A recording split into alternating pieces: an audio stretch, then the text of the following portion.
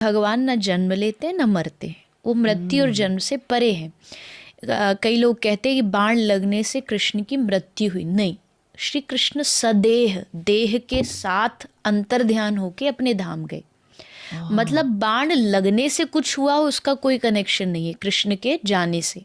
वो अपने धाम से आए, लीला खत्म करके समेट करके अपनी मर्जी से चले गए।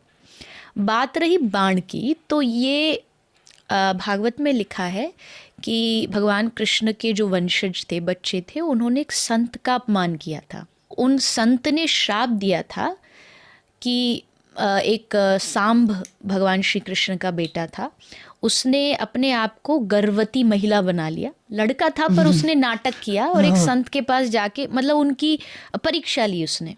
तो जाके उसने कहा संत से कि बताओ इस लड़की के, ये गर्भवती है, इसको लड़का होगा कि लड़की होगी। परीक्षा ली तो संत अंतर्यामी थे, उन्होंने देख लिया और देख के बोला ना लड़का होगा ना लड़की, इसके पेट से एक मूसल पैदा होगा जो तुम्हारे पूरे यदुवंश को तबाह कर देगा। तो उसने घबरा के वो साड़ी उतारी तो उससे एक मूसल निकला बहुत बड़ा लोहे का। अब वो लाए उसको, उग्रसेन उस समय राजा थे कृष्ण के नाना, उनको कहा कि अब क्या करें। उग्रसेन राजा ने जल्दबाजी में, जब उनको पता लगा श्राप मिल गया कि इसी से पूरा युद्धवंश नष्ट होगा, तो उन्होंने क्या किया, उसके टुकड़े टुकड़े करवाए और उसको पानी में फेंकवा दिया, समुद्र में।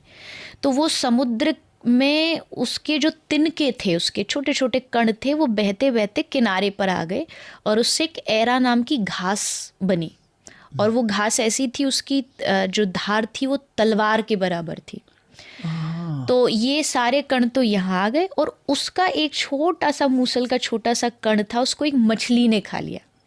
उस मछली को जब कोई ले गया बाजार में, उसको काटा तो उसके पेट से वो चमकता चमकीला सा वही पत्थर निकला, जिसको उस व्याध ने अपने बाण की नोक पर लगा लिया था, जो श्री कृष्ण के चरण में जाके लगा था। तो अब संत का श्राप था कि इसी से नष्ट होगा पूरा यदुवंश का। तो इसलिए क्या हुआ, यदुवंशी जो बालक थे उन्होंने कुछों ने नशा वशा किया और आपस में लड़ने लगे। तो युद्ध करते करते उन्होंने वही घास उखाड़ी और उसी से आपस में मारने लगे। तो उससे यदुवंश का नाश हुआ और श्री कृष्ण के चरणों में भी वही पत्थर जो छोटा कण था वो जाके लगा और फिर उसके बाद श्री कृष्ण चले गए धाम। तो इसका जो रीज़न है कि भाई यही क्यों चुना, उसका कारण था वो श्राप। वो श्राप था संत का कि तुम्हारा नाश इसी से होगा, इसलिए ये सब लीला हुई।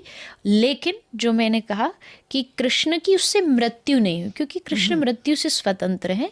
उन्होंने उस संत की बात भी रखी, भाई श्राप लगा है तो बाण आके मेरे चरणों में लगा।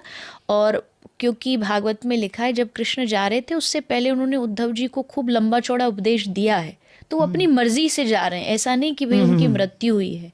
तो अपनी मर्जी से ठाकुर जी ने लीला समेटी और फिर अपने धाम वापस चले।